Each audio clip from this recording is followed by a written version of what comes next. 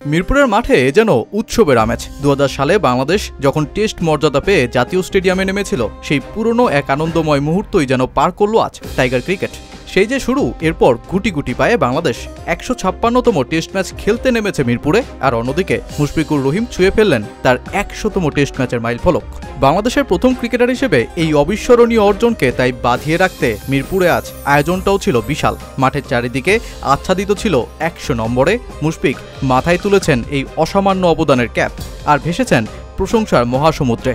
অস্ট্রেলিয়ার কিংবদন্তি Ricky Ponting থেকে শুরু করে দূর প্রবাসের সাকিব আল হাসান, মাহমুদুল্লাহ রিয়াদ তো সরাসরি মাঠে থেকেই সেই স্মরণীয় মুহূর্তের সাক্ষীটা হলেন। আর তামিম, লিটনদের বার্তা তো আছেই। মিরপুরের শীতের সকালের মিষ্টি আলোয় শুরু হয় কর্মব্যস্ততা। মাঠে উপস্থিত সাবেক বাংলাদেশি তারকারা আর সাথে সংগঠক ও ক্রিকেটাররা। সেই 2005 সালে লর্ডসের ময়দানে টাইগার ক্যাপ্টেন হাবিবুল বাশারকে চমকে দিয়ে যেই টেস্ট যাত্রা মুশফিকের, এবারেই মাহেন্দ্রক্ষণে সেই বাশারের হাত থেকেই 100তম টেস্ট ক্যাপটা মাথায় তুললেন তিনি। গোটা পরিবারকে সাথে নিয়ে মুশফিক দীর্ঘ 20 বছরের কষ্টে গড়া এই অর্জনে ভাগ করে নিলেন আনন্দটা। বর্তমান ও সাবেক অধিনায়কের হাত ধরে পেলেন দুই সময়ের জার্সি। বাংলাদেশের সাবেক ও বর্তমান দুই প্রজন্মের ক্রিকেটারদের মিলন মেলায় এ যেন টাইগার ক্রিকেটে নতুন মাহেন্দ্রক্ষণের যাত্রাটাকে আলোকিত করে তুলল এই বিশেষ একদিনে।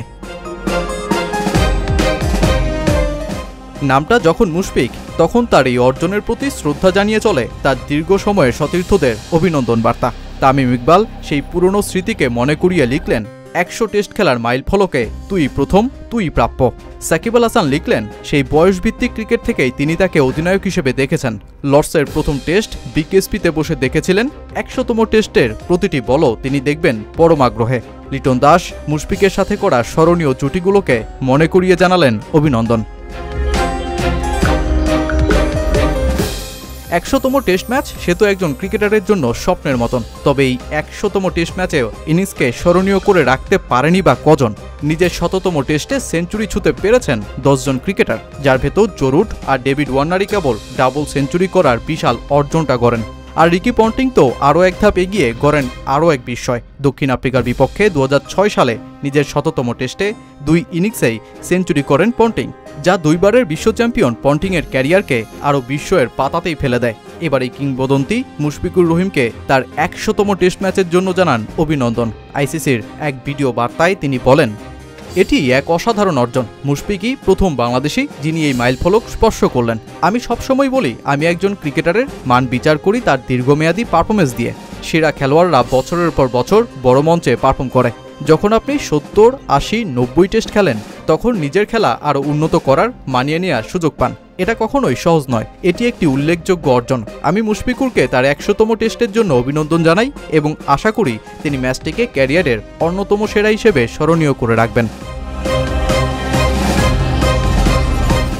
মুশফিকও এগোচ্ছেন কিংবদন্তিদের গ্রেটেস্ট মাইলফলকের পথেই। আয়ারল্যান্ডের বিপক্ষে প্রথম দিনে তিনি 1 রানের আক্ষেপ নিয়ে ফেরেন। 187 বল খেলে 99 রানে অপরাজিত থেকেই শেষ করেন দিন। দ্বিতীয় দিনে আর মাত্র 1 রান যোগ করতে পারলে মুশফিক টেস্ট ইতিহাসের 11তম ব্যাটার হিসেবে গড়বেন 100তম টেস্টে সেঞ্চুরির বিরল এক রেকর্ড। ঠিক যে লিস্টে এশিয়ার জাভেদ মিয়াঁদাদ আর ইনজামামুল হক বাদে নেই আর কেউই।